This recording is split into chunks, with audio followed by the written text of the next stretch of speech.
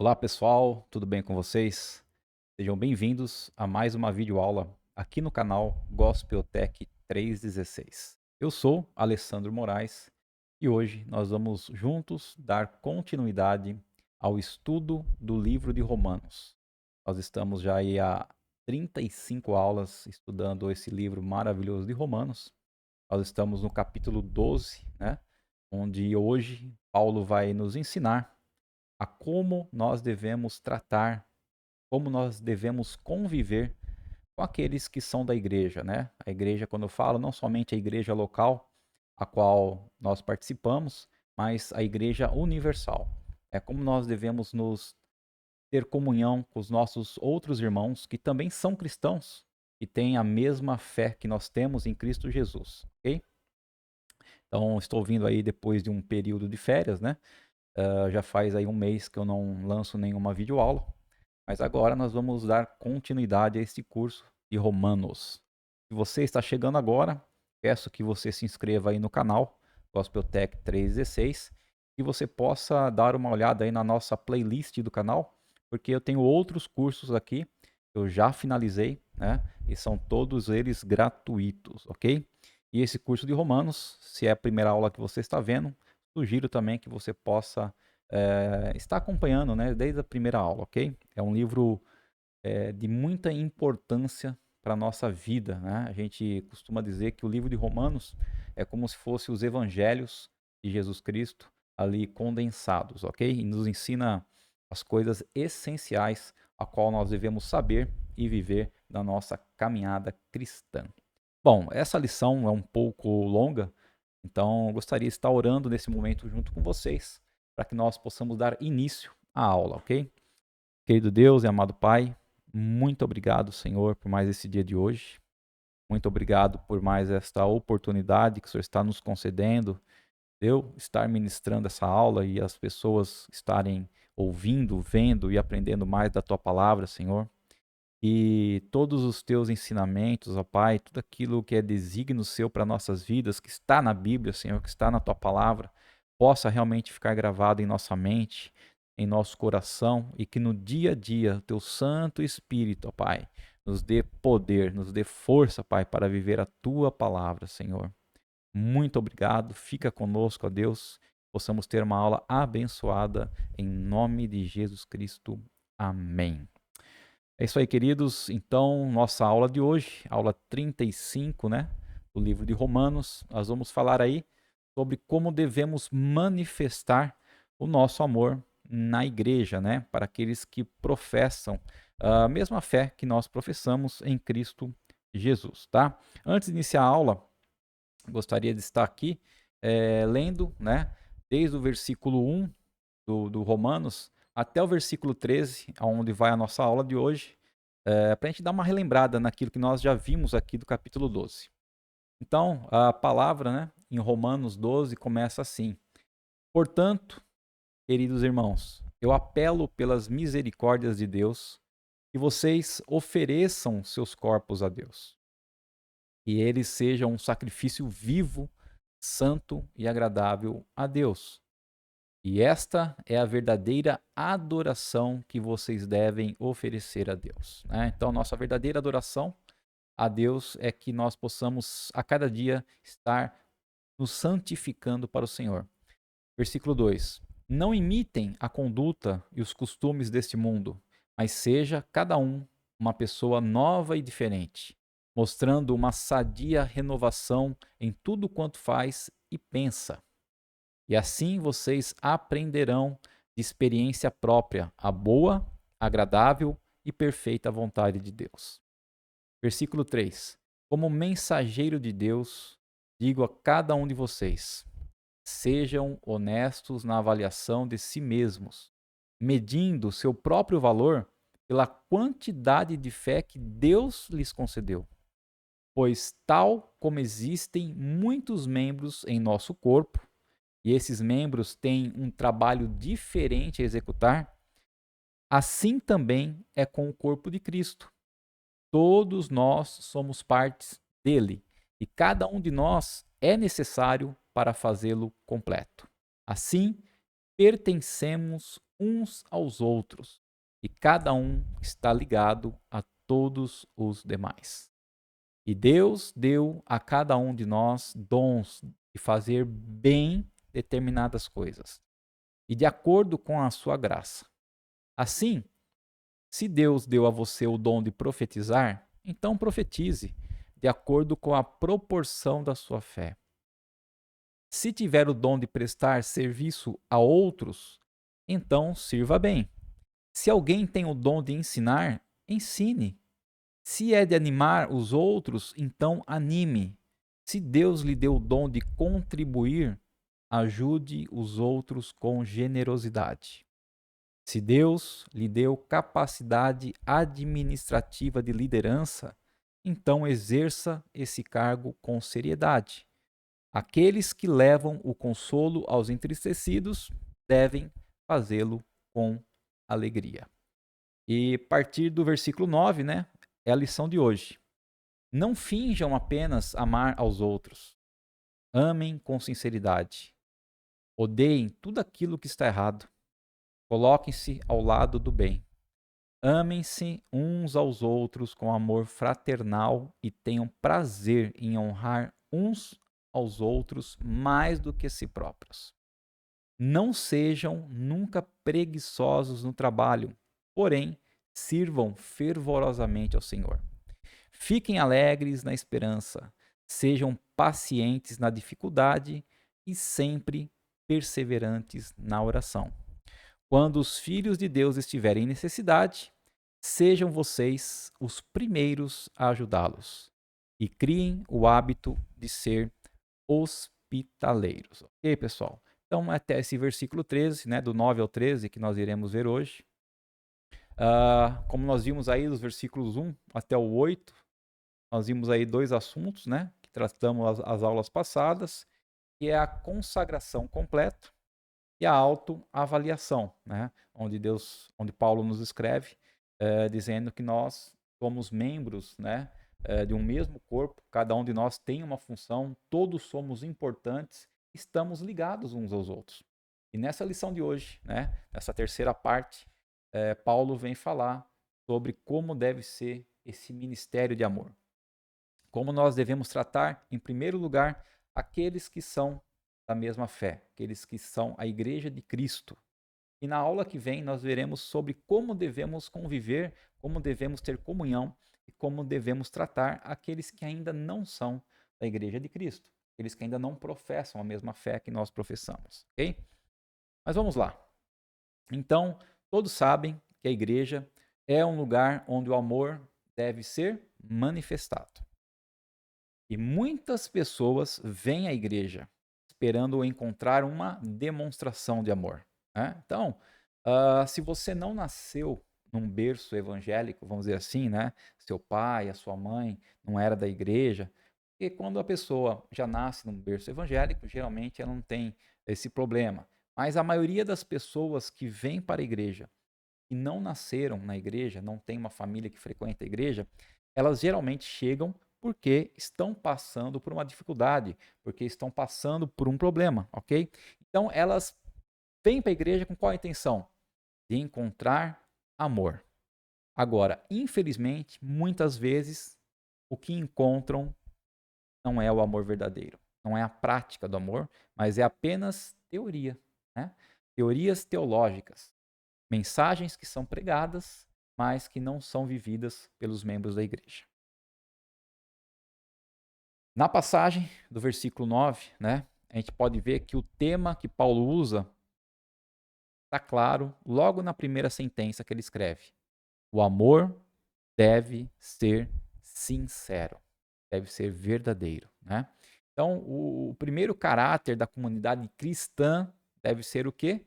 Um lugar onde o amor seja demonstrado, praticado e não somente falado. De modo que as pessoas de fora podem começar a imitar, né? As pessoas de fora vão ver aquilo que as pessoas da igreja estão fazendo e vão querer imitar porque é algo muito bom. Então podemos ver esta ênfase, né, do amor no Novo Testamento, pois cada um dos seus escritores forçam a importância e a necessidade do amor.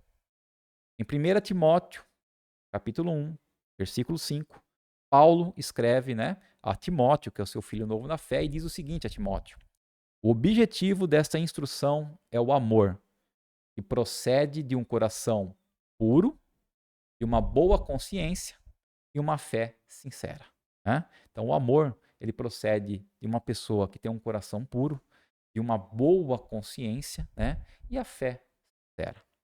E Pedro também escreve em 1 Pedro 4,8 o seguinte: sobretudo, amem-se sinceramente, verdadeiramente, uns aos outros.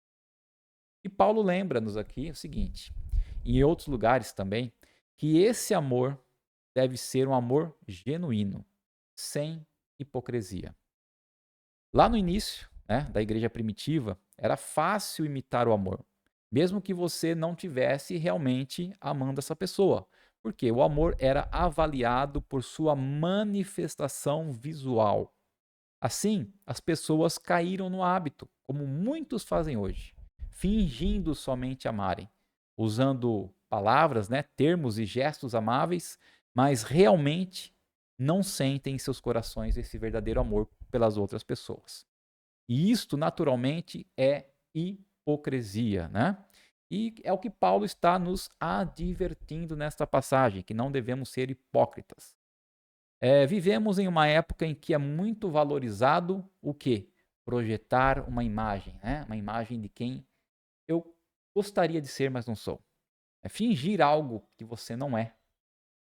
E é isto que a mídia, né, e os meios de comunicação nos ensinam hoje. Nós somos incentivados realmente a ser algo que não somos. E ninguém parece ver como isto é falso, né? A gente vê muito aí pessoas se manifestando nas redes sociais, né? Seja no Facebook, no Instagram, TikTok e assim por diante. Mas a gente não sabe se realmente a pessoa é aquilo tudo que ela demonstra ser na mídia. Mas nós temos que entender que dentro de quatro paredes, né? Dentro da igreja, esse tipo de comportamento hipócrita não é tolerável. Se a gente tornar o amor uma farsa, vai ser o quê? Uma violação de tudo que Deus, de tudo que o Senhor veio fazer, né? E naturalmente, esse sentimento de hipocrisia vem da onde? Da carne, da nossa carne. Vem da pretensão que há dentro de nós de querer parecer ser melhor do que somos, né? Em vez de nós queremos aparentar ser aquilo que realmente nós somos, não, nós queremos ser melhor que isso. Queremos que as pessoas vejam que nós somos alguém melhor. Mas na realidade, né, pode ser também pelo medo de não sermos realmente dignos de ser amados. E assim, nós, cada um de nós, né, sucumbimos facilmente a esse desejo de querer ser melhor do que somos. Mas o amor verdadeiro, como nós temos visto, ele vem da onde? Do Espírito Santo de Deus, né? Paulo em Romanos, capítulo 5, versículo 5, diz assim: e a esperança não nos decepciona, porque Deus derramou seu amor em nossos corações, por meio do Espírito Santo que ele nos concedeu. Então, Deus é quem derrama o amor dele dentro de nós através do Espírito Santo. Então, o amor verdadeiro, ele é manifesto de que forma? Aprendendo a palavra de Deus, como você deve se comportar em uma determinada ou em várias situações, e então nós temos que utilizar do quê? Da dependência do Santo Espírito de Deus, do poder do Santo Espírito de Deus, e nos dá a força para praticar isso, para fazer isso. Então, são a junção de duas coisas. Primeiro, devemos entender, compreender e aprender a palavra de Deus e como nós devemos nos comportar em cada situação. E depois que nós já sabemos como devemos fazer, nós devemos o quê? Depender não de nós, não das nossas forças, mas depender da força do Santo Espírito de Deus que atua em nós, ok? Então é a junção da palavra e do Espírito Santo em nossas vidas para vivermos o quê? O amor sincero, o amor verdadeiro. E esta é a maneira, né, que você e eu devemos amar, agindo em obediência ao que a palavra lhe diz, pelo poder do Santo Espírito que habita em nós. né? Isso descreve o amor verdadeiro entre os cristãos que professam a mesma fé. Bom, a segunda parte do versículo 9 diz assim: odeiem o que é mal, apeguem-se ao que é bom. Né? Então, o que Paulo está querendo dizer aqui para odiar o que é mal e apegar-se ao que é bom? Paulo está falando sobre pessoas. Né? Odeie o que é mal nas pessoas, mas não rejeite a pessoa por causa da maldade. Né? Esse é um ponto onde há uma grande confusão, principalmente no meio evangélico. Né? As pessoas acham que podem rejeitar a outras pessoas pelo que elas fazem. E não é isso que a igreja, não é isso que a Bíblia, desculpa, a palavra de Deus, o que Paulo aqui está nos querendo passar, nos ensinar. Ele está falando para a gente não aceitar, para a gente odiar aquilo que é mal nas pessoas. Porém, não devemos rejeitar essa pessoa por causa disso. Né? A pessoa, ela é uma criatura de Deus. Né? Ela é boa e Deus a ama. A pessoa foi feita o quê? A imagem e semelhança de Deus. Então, o amor verdadeiro aprende, né? O amor nosso verdadeiro tem que aprender a odiar o mal, mas sem rejeitar o que é bom, a pessoa. Então, nós concordamos que isso é algo muito difícil de se fazer. É algo muito difícil. Porém, o oposto, né, é um amor hipócrita, porque rejeita a pessoa por ela não se comportar de acordo com um padrão aceitável. Então, se aquela pessoa não se comporta como eu gostaria que ela se comportasse, então eu começo a rejeitar aquela pessoa, e isso não é o que a palavra de Deus nos ensina. E, infelizmente, né, há muitas igrejas que fazem isso. E, de fato, esta é uma das coisas na igreja que desligou muitas pessoas, né? Mais do que qualquer outra coisa. As pessoas vêm à igreja, ouvem as grandes palavras do Novo Testamento, as pregações, né? Sobre o amor, sobre a paz, a alegria, e com isso elas esperam o quê? Encontrar, né? O que foi pregado, demonstrado, praticado dentro da igreja. Mas, na grande maioria das vezes, o que elas encontram? Encontram a mesma atitude do que o mundo aí fora oferece a elas: rejeição, preconceito. Né? A igreja corta-os fora e coloca-os de lado, essas pessoas, não querendo ter qualquer contato com eles porque não se encontram com um determinado padrão de desempenho. Né? E é sobre isto que esse versículo nos adverte. É hipocrisia você rejeitar pessoas porque você não gosta do seu comportamento. Se essa pessoa tem um mau comportamento, você deve rejeitar e odiar o mau comportamento e não a pessoa. Então você deve se aproximar dessa pessoa, apesar do comportamento dela, e tentar ali, com a palavra de Deus, com oração, com o convívio, mudar o que essa pessoa faz, ok? E não rejeitar, afastar ela. Mas, né, nós também temos que ter o cuidado com outro extremo que existe. Qual é esse outro extremo que existe?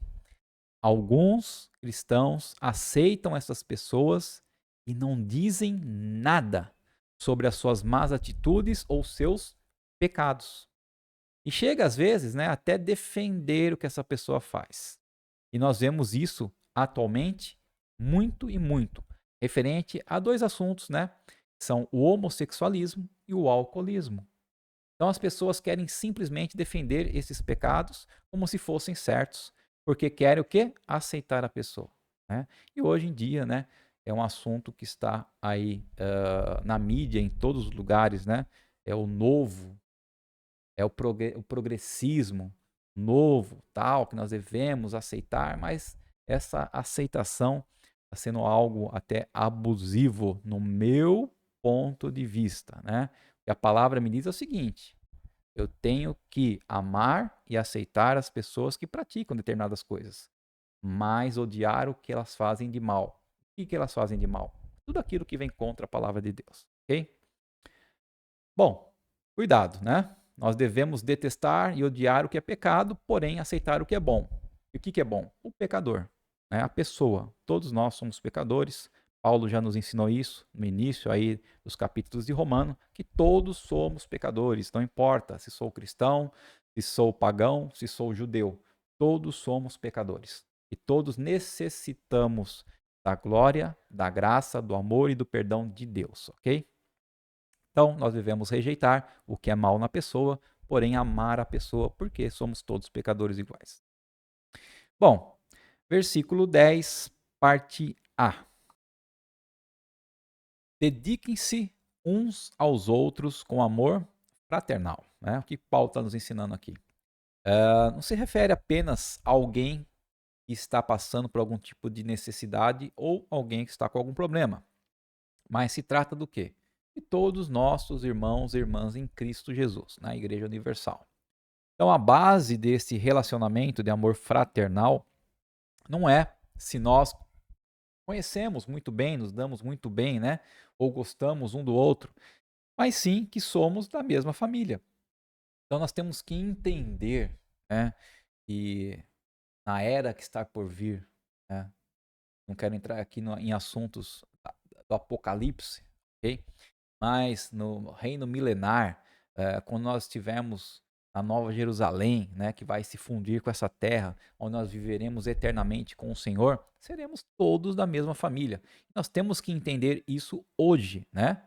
Mesmo que nós nunca encontremos uma pessoa antes, nunca temos encontrado essa pessoa antes, nós temos que amar essa pessoa, né? Dedicar-se com amor fraternal para com ela.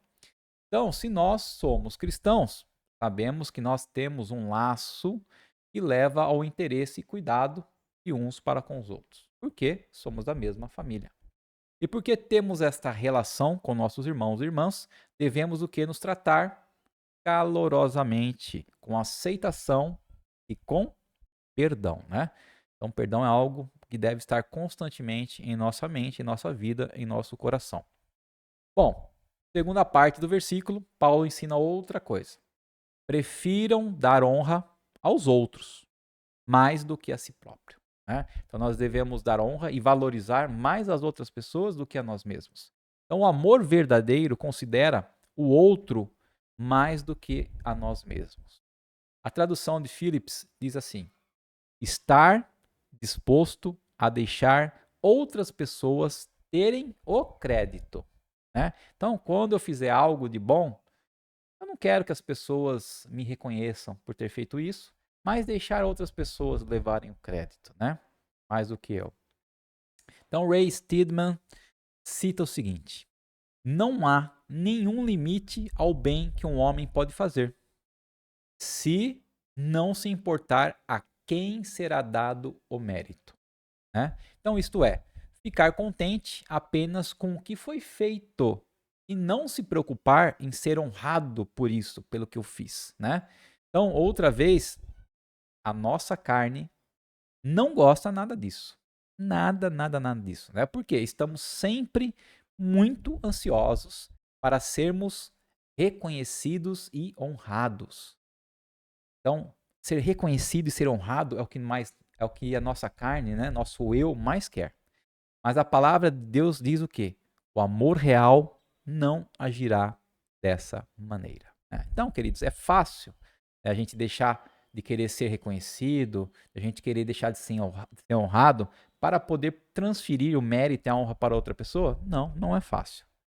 Mas isso é que a palavra de Deus nos ensina, ok? Por isso que nós vimos lá que não adianta somente nós aprendermos o que Deus quer que nós façamos, mas o Espírito Santo de Deus que derrama o amor sobre nós, que derrama o poder para poder fazer isso. Né? Então, sem o Espírito Santo, nós jamais conseguiremos fazer o que a palavra de Deus nos ensina. Versículo 11, mais um ensinamento de Paulo. Nunca lhes falte o zelo, sejam fervorosos no espírito e sirvam sempre ao Senhor. Então, não deve haver hesitação ou preguiça na vida cristã.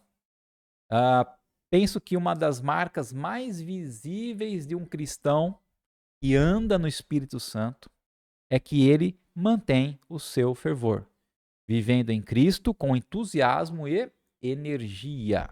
né?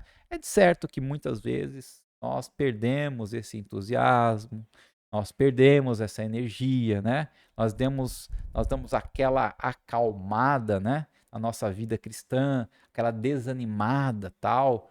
Isso são partes dos altos e baixos que nós vivemos na nossa vida. Porém, né? O verdadeiro cristão, aquele que é dependente do Espírito Santo de Deus, ele vai se regenerar, ele vai reativar suas energias com o Senhor. O Espírito Santo com certeza vai nos reerguer. Nós vamos continuar seguindo nossos caminhos, ok? Basta que nós possamos parar um pouco para pensar, ver o que nós estamos caminhando, o que nós estamos vivendo, saber que de nós mesmos não sai nada de bom, que nós dependemos de tudo em nossa vida do Senhor, né? Então, quando nós paramos, reconhecemos, começamos a buscar o Senhor em oração novamente, o Senhor nos regenera e nos dá força e energia para voltarmos a fazer o que nós devemos fazer. Então, Deus diz em Apocalipse, capítulo 3, versículo 16, que vai o quê? Vomitar fora da sua boca se você for uma pessoa morna, né? Se você for uma pessoa indiferente, uma pessoa que é nem quente nem frio, né? Uma pessoa que não está fazendo a diferença para o reino do Senhor. Você está seguindo a fila. Você está simplesmente indo junto com a multidão, caminhando com a multidão, sem fazer a diferença, sem fazer aquilo que o Senhor te chamou para fazer. Então, se você estiver realmente servindo ao Senhor, você com certeza vai manter o seu fervor espiritual.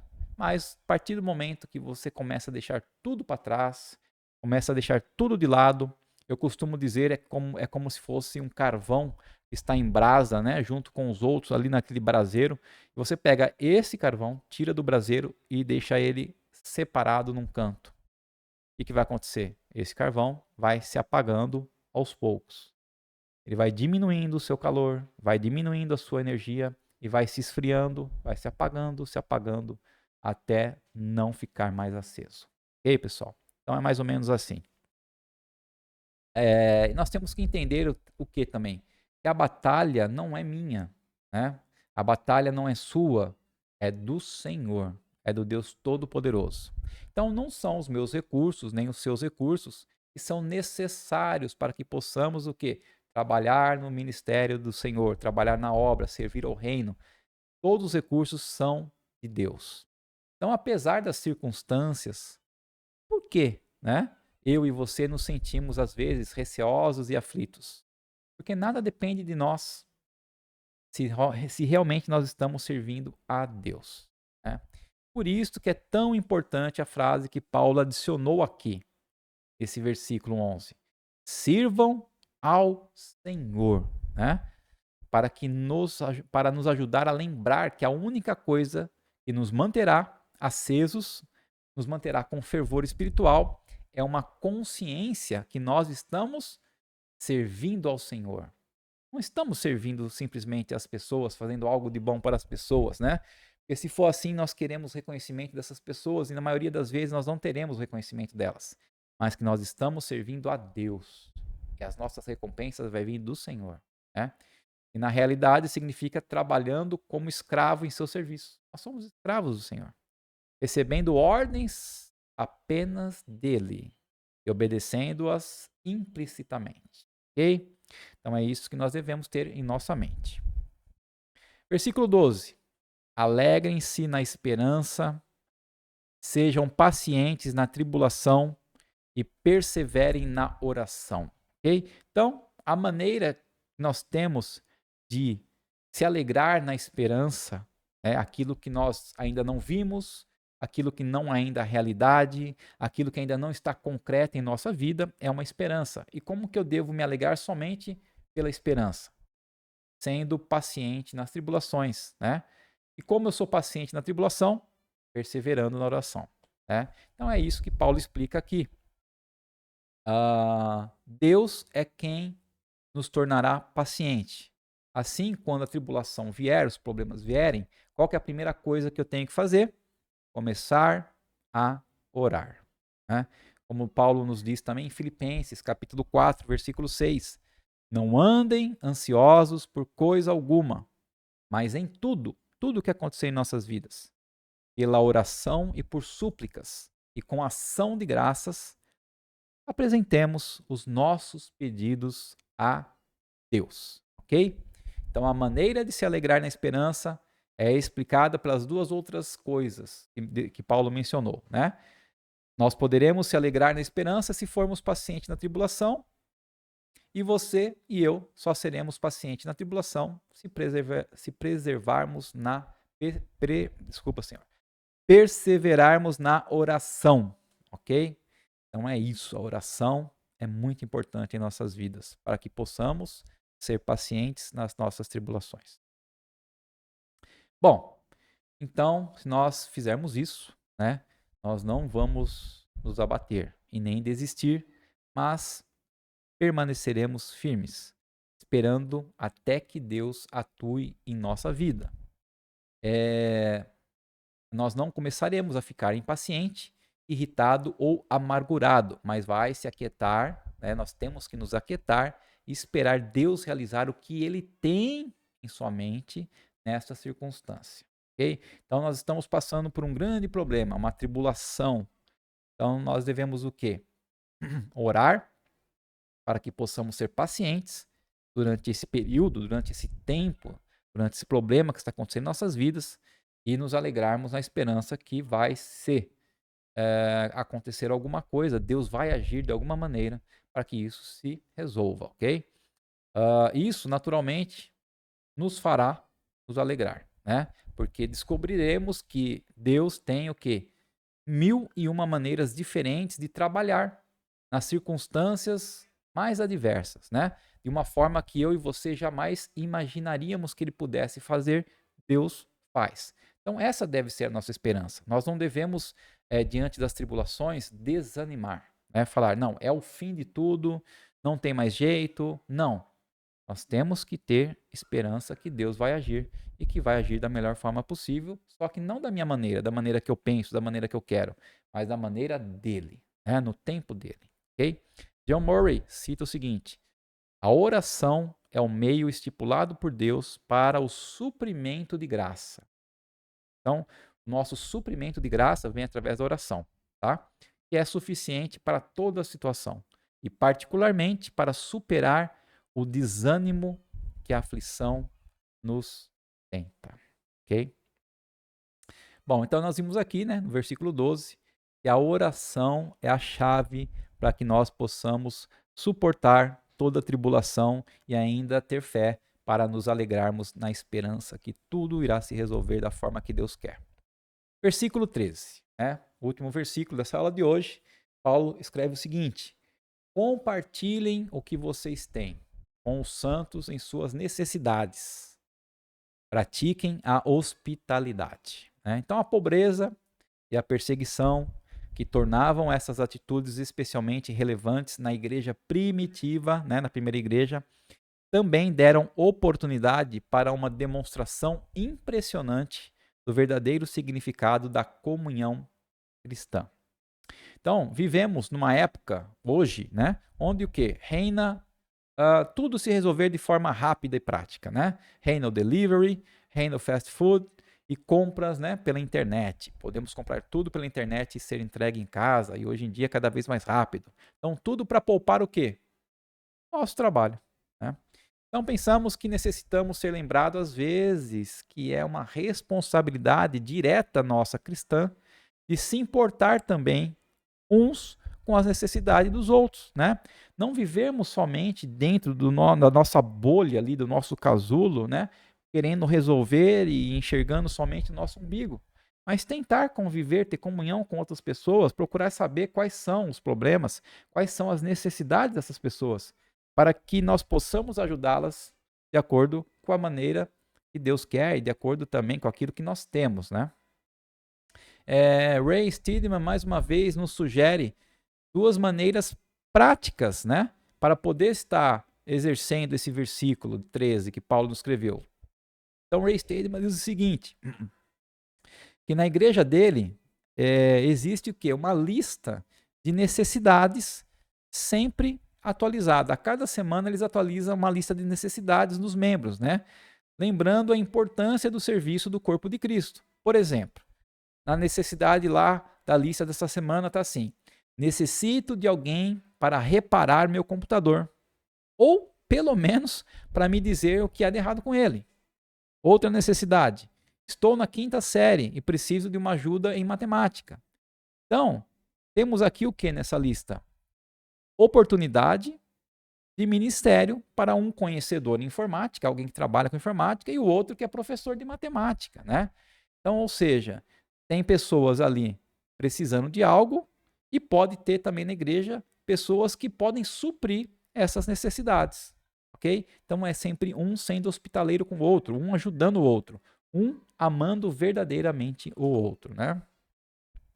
Então, na igreja do Ray Steedman também tem um fundo de reserva, né? Para que os pastores possam destinar esse fundo, ok, aos necessitados, seja alimento ou até dinheiro para pagar o aluguel.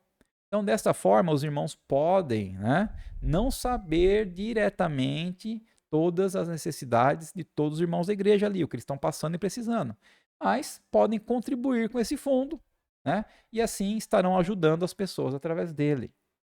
Porque os pastores, né, com as suas células e tudo mais, sabem e conhecem a necessidade, né, de cada um, ou pelo menos devem conhecer, deveriam conhecer, e assim tem esse fundo para ajudar as pessoas, né? Viver realmente um amando ao outro. Mas esses dois exemplos foram exemplos bons que nós devemos praticar em nossas igrejas, né? Ter essa lista aí de necessidades e as pessoas poderem sempre estar lendo essa lista e ajudar umas às outras, e esse fundo também financeiro, né? Mas antes de tudo isso, Paulo nos diz o quê? Praticar a hospitalidade. Abrindo sua casa, a minha casa, para uma cama, às vezes, né? Uma refeição que alguém necessite. E isso também é uma manifestação do amor da igreja, ok? Então, queridos, chegando ao fim dessa lição de hoje, né? Vamos só repassar aqui, praticamente, as 6 maneiras que Paulo nos ensinou de manifestar o amor com a igreja, com aqueles que professam, né, a mesma fé que nós professamos. Quais são? Primeiro, rejeitar o pecado, mas não deixando de amar o pecador, de amar as pessoas. Segundo, tratar nossos irmãos calorosamente, com aceitação e perdão, né? Sendo da mesma família. Terceiro, considerar o outro mais do que a mim mesmo, né? Dar mais importância, mais relevância ao outro do que a mim. Quarto, manter o fervor, apesar das nossas lutas e nossas aflições, não desanimar. Quinto, alegrarmos na esperança, sendo paciente na tribulação e perseverantes na oração. E por último, né, responder às necessidades de maneira diretas e pessoais, e especialmente praticando a hospitalidade, né? Então, conhecendo, ajudando, contribuindo com as outras pessoas, ok? Bom, enfim, o amor cristão é sempre modelado em uma experiência de amor sacrificial de Deus, né? Então, o que nós devemos fazer por outra pessoa não é fácil. É algo sacrificial para nossas vidas, mas é o modelo de Deus, é como Deus nos ensina, é como Deus fez. O amor sacrificial de Deus fez com que ele enviasse o seu filho, seu único filho, Jesus Cristo, o primogênito, para que, morrendo na cruz do Calvário, pudesse hoje dar a salvação, né? Perdão total das nossas dívidas. Então, um amor que não olha em momento algum para o merecimento ou não de quem o recebe. Então, essa foi, né, queridos, a nossa aula de hoje. Espero que você tenha, assim como eu, aprendido bastante, né, como nós devemos agir com aqueles que professam a mesma fé que nós, os da igreja, né? Não só da igreja que nós frequentamos, mas da Igreja Universal de Cristo Jesus. E, enfim, na próxima aula nós veremos como devemos agir. Paulo nos ensina como devemos agir com aqueles que ainda não são, né, da nossa mesma fé, ok? Mas é isso aí, hoje vamos ficar por aqui, vamos só estar orando, finalizando, agradecendo essa aula de hoje, tá? Querido Deus e amado Pai, muito obrigado, Senhor, por essa aula de hoje, pelos seus ensinamentos, pela sua palavra maravilhosa, por nos ensinar que nós devemos, ó Pai, praticar o amor verdadeiro uns para com os outros, não devemos ser hipócritas de forma nenhuma, Senhor. Obrigado, Senhor, por mais essa semana, pela saúde que o Senhor nos dá. Obrigado pela proteção, pelo alimento, Pai, pela casa onde moramos, pelo trabalho que temos, Senhor. Enfim, pela comunhão de uns para com os outros, ó Pai. O Senhor continue nos protegendo, nos guardando, derramando sobre nós a tua graça, a tua misericórdia, o teu perdão e o teu amor. Possamos ter uma semana abençoada na tua presença. É o que nós te pedimos e agradecemos, Senhor. Em nome de Jesus Cristo.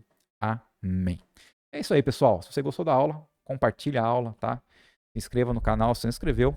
E vamos para frente, sempre amando e adorando ao Senhor, que é o nosso Deus e Criador, ok?